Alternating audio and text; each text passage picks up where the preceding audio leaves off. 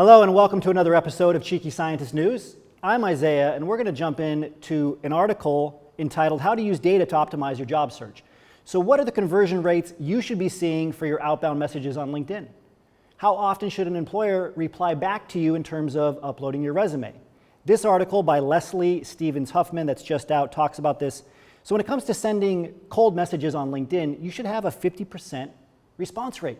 Now that might seem incredibly high for what you're receiving right now, but if you take time to personalize your messages, which we'll talk about later on in the show today, you can get that level of response. So 5 out of 10 people should be replying back to you. They should be connecting back with you even if they don't send a message in return. So how do you make that happen? Again, we'll cover it shortly.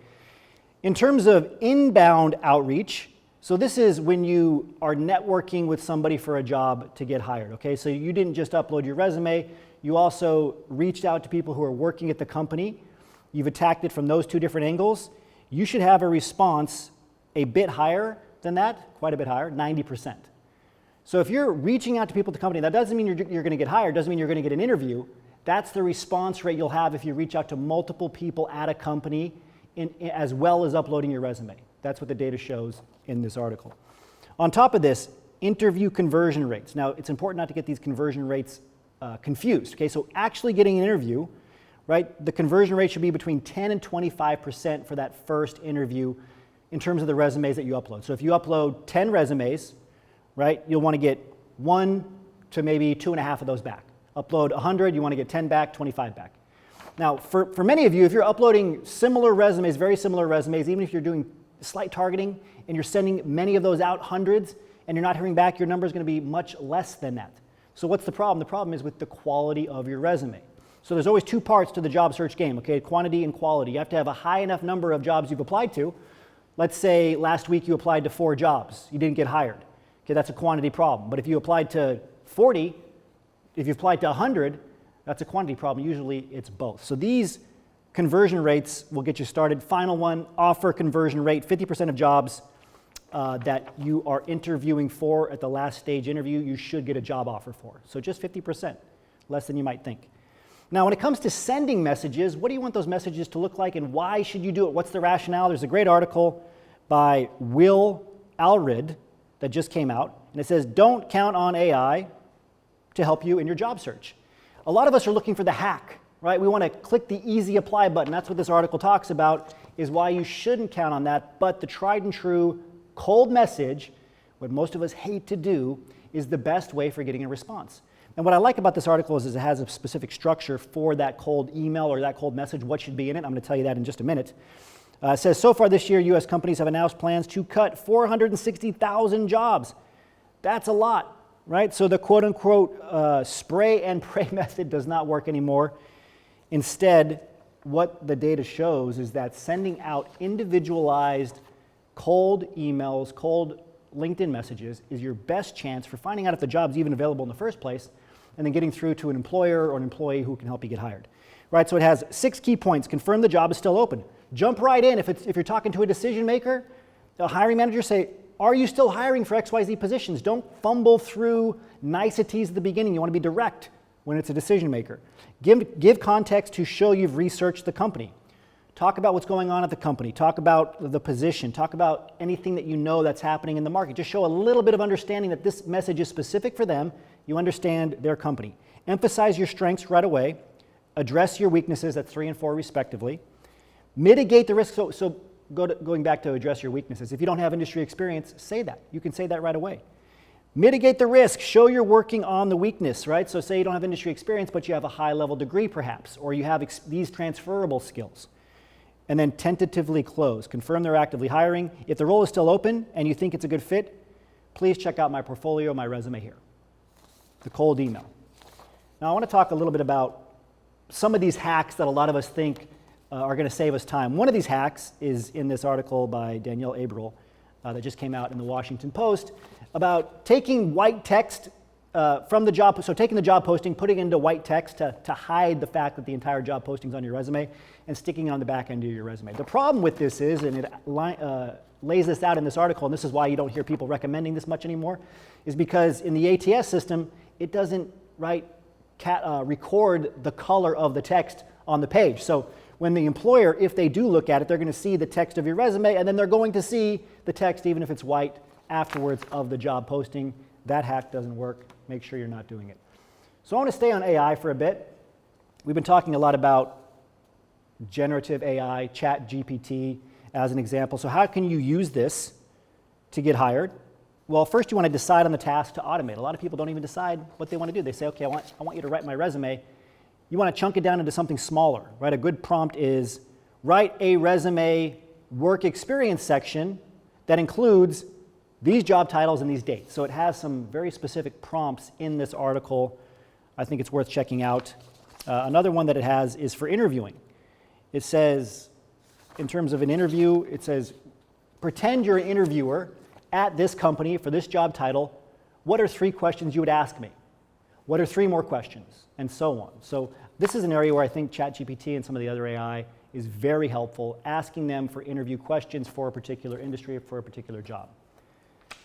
The AI boom creates concerns for recent graduates. This article just came out by Lauren Coffey.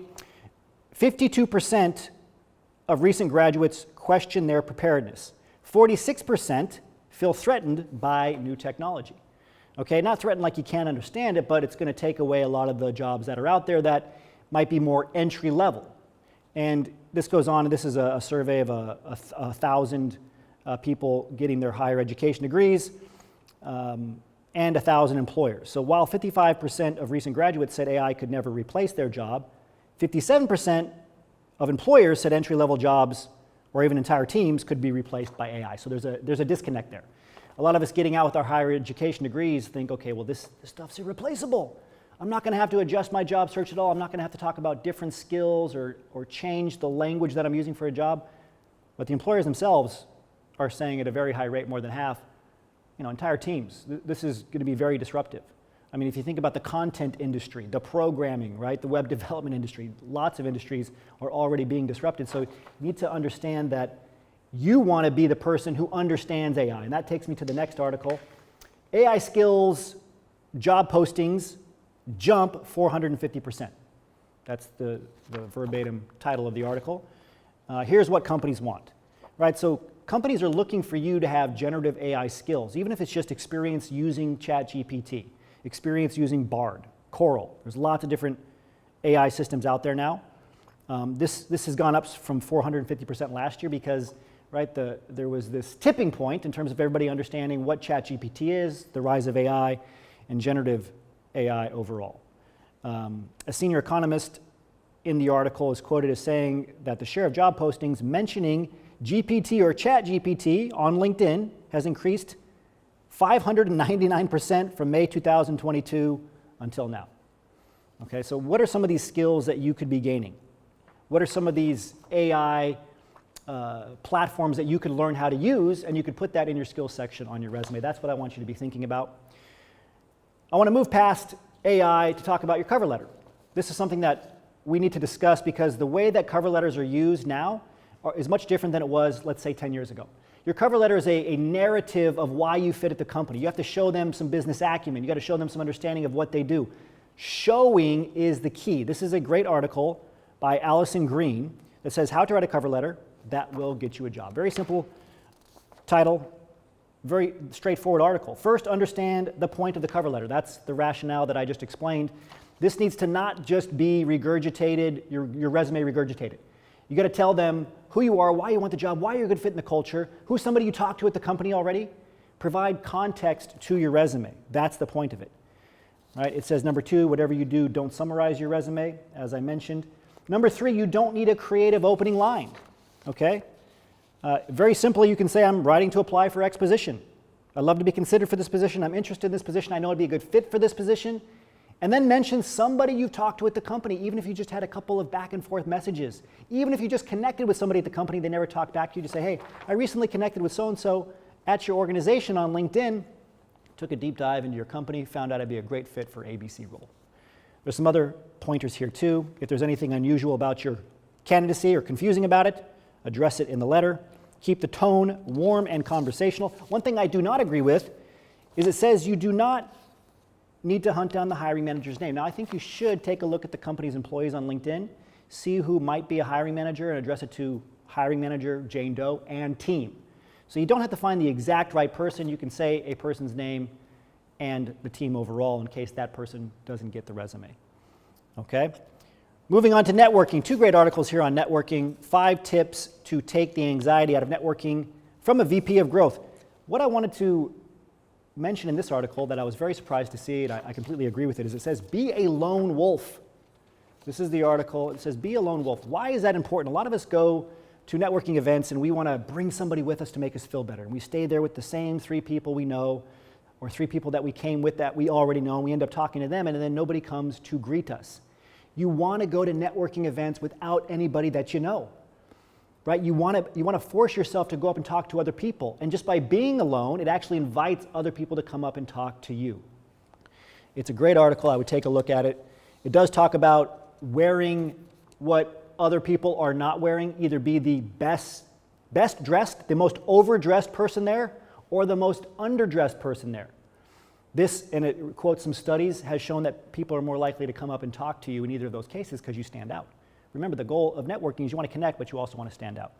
Strategic networking, 13 unique ways to grow your LinkedIn connections. I like this article. It's by Judy Hayes, a Forbes Council member.